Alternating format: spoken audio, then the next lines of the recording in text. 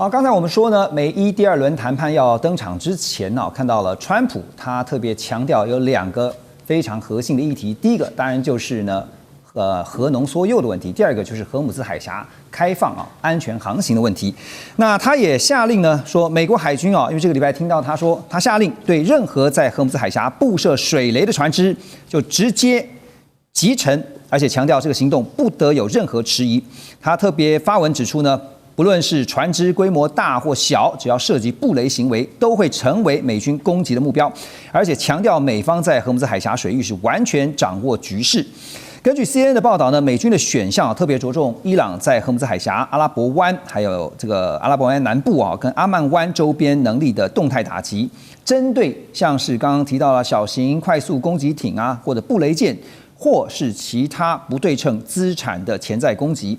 因为这些潜在资产呢，曾经让德黑兰当局呢有效的关闭关键水套，当作对抗美国的筹码。但是现在说要一一的来击沉这些布雷的，不管是大舰小舰小艇老师，我想请教一下会不会说得容易，但做到非常困难？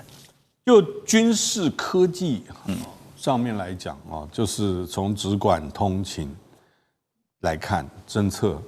美军要找到这些船不难，即使是小船，要看得到那也打得到，美军是可以做的。换一句话说，就美军的指挥管制还有技术上面来讲，我觉得不是问题。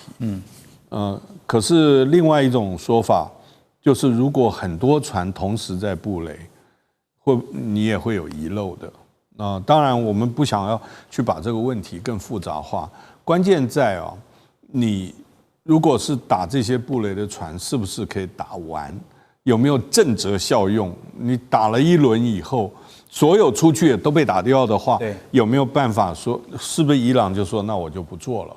还是说他跟你耗？就效果是怎么样，对不对？对，就是真正效果，你看不看得到？看得到，打不打得到？也打得到。对。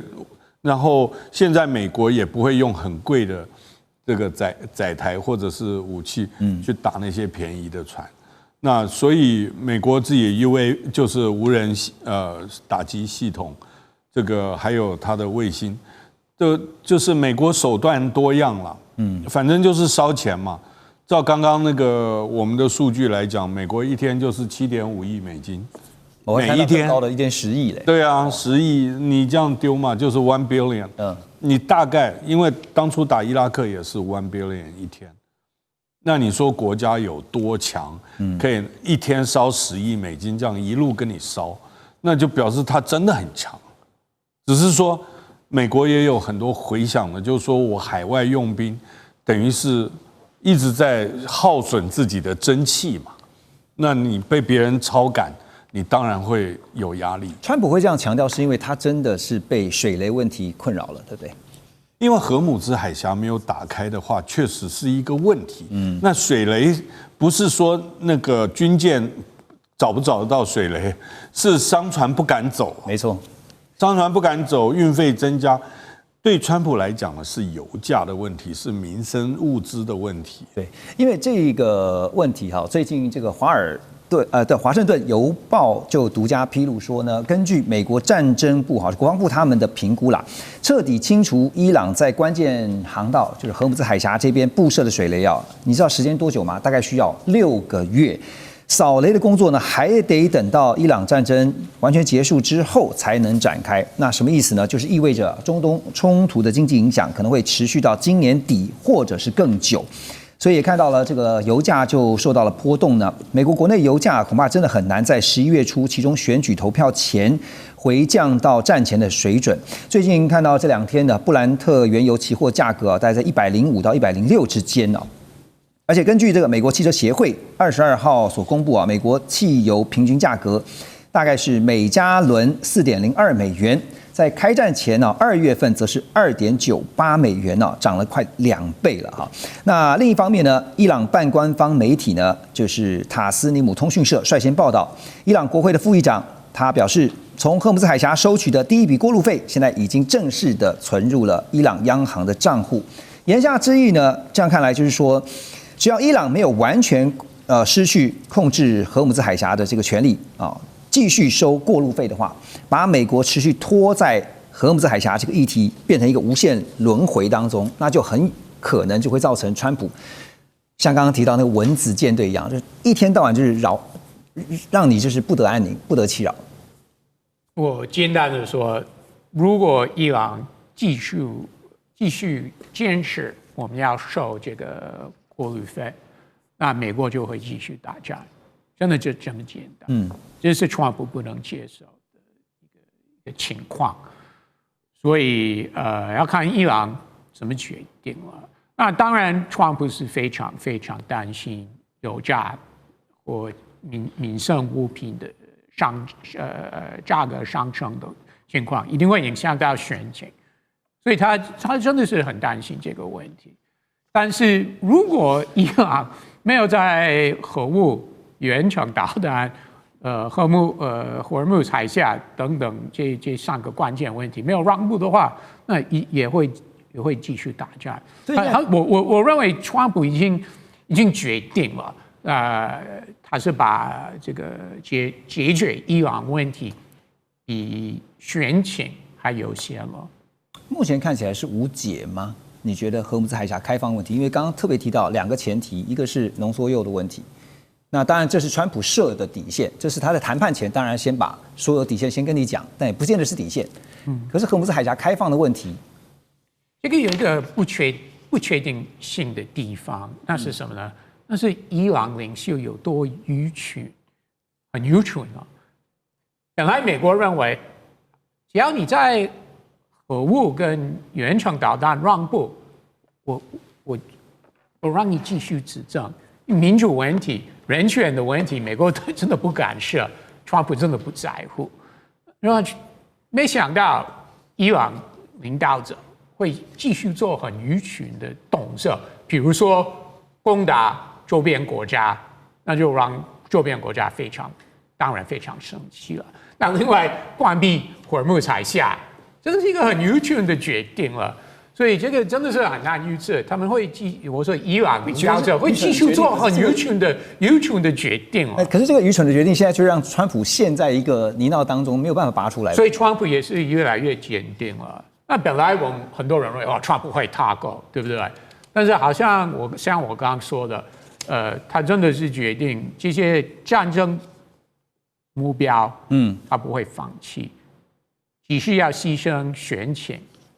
他还是，我觉得他越来越坚定，但你现在看到是伊朗的摆出来的一个态度，其实就是我不怕跟你继续拖下去，只要我拖下去，就是陷到一个无限轮回当中。其实最后吃亏的不见得是我伊朗，有可能是你美国哈。那有几个真实案例哈，是包括像一些报道哈，我们来佐证一下刚刚提到的一些讨论的部分。像是伊朗半官方媒体啊，塔斯尼姆通讯社他们也证实说，革命卫队哈以违反海事规则为理由呢，在荷姆兹海峡最近扣押了2艘货轮，而且呢把这个货轮呢就送到了伊朗沿岸。路透社也分析说，伊朗把美国封锁伊朗港口的手段，现在视为是战争行为，也强调呢，只要美国持续封锁，伊朗就不会解除荷姆兹海峡的管控。这感觉好像就是一个轮回嘛，就是你指控我，我指控你哈。那到底是谁的错呢？那这个英国国防部哈，最近也表示，英国海军潜水员正准备在荷姆兹海峡进行扫雷的任务。另外，德国海军司令官呢也表示说，在扫雷任务中，那我们在特定的区域发现有水雷，我们会清出一条路让商船通行。看得到各国也都想办法要着手进行清雷的工作。可是这种你扫雷我扣船的情境，算不算是一种准军事冲突？还是说只要没开火就不算？这要怎么去定义啊？其实这绝对是一个这个标准的准军事冲突，而且它是游走于这个战争边缘的一个灰色地带的一个行动。但是看伊朗和美国之前就是大打出手，我觉得以他们现在只是暂时停火的状况来看，这也是刚刚好而已。那最多再恢复原来这个停火无效，继续开打。但是我认为就英国和这个德国是否在此时此刻会派船或者人员进入荷姆兹海峡进行扫雷，我个人倒是有很多问号。毕竟目前这个地方属于战区，而且英国和德国并没有宣布说要参加这个美国这种打破荷姆斯海峡这种封锁行动，或者大剌剌说我要进行扫雷行动，而且即使进行扫雷，就现有的状况来讲也不现实。毕竟你扫了雷，伊朗可以继续布雷，甚至你扫雷的船舰或人员在处于伊朗，包括这个自杀无人机，各种这个小型蚊子舰队的快艇，你也可以持续受到对方这样的骚扰。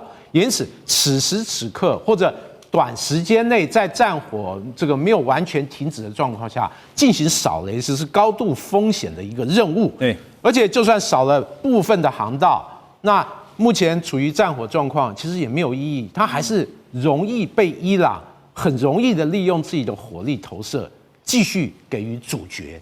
而且我们大家知道哦，只要有一枚水雷可能存在，这些商船包括邮轮、货轮就不敢轻易通过，是因为毕竟对海运界来讲，这就存在高度的风险。没错，你的保费下不来，而且没有船主愿意冒这样的风险。好，我这么珍贵的资产在海上就这样，这个整个被摧毁，这个是无法承受之重哦。因此，我认为现有的死局哦，除非美国和伊朗他的谈判有获得进展，否则这个死局啊，就是伊朗还是这个进行一个封锁，或者最新的就是美国扣伊朗的船，伊朗也扣其他国家的船，就双方的船越扣越多，那整个世界都付出代价。而且大家要注意哦，这不是只有美伊和荷姆斯海峡的问题，全世界胡塞武装、曼德海峡会不会也重新复制这样的场景？这个是让大家最害怕的一点。对，像包括最近通路费啊，这个印尼不也讲说这个考虑嘛？当然这个不可能嘛。但是英国不只有美国的压力，也有保险业的压力，要派船过去，因为这个海保的集中在 London， 就是集中在 London， 对不对？所以英国政府真的是有这个压力啊。英国也很急啊。不过刚刚提到火力投射啊，就是令人想到另外一个问题啊，就是说这个会不会真的到最后停火结束的时候，撤得最快的可能是美军的舰艇呢？因为他们都在这个有效的打击范围内。好，我们休息一下，马上回来。中美互动牵动全球，美中竞争，地缘争霸，外交、军事、科技、经济，多元观点，权威分析，一同掌握2026全球新秩序、新赛局。每周6日，寰宇全世界，带您走进全世界。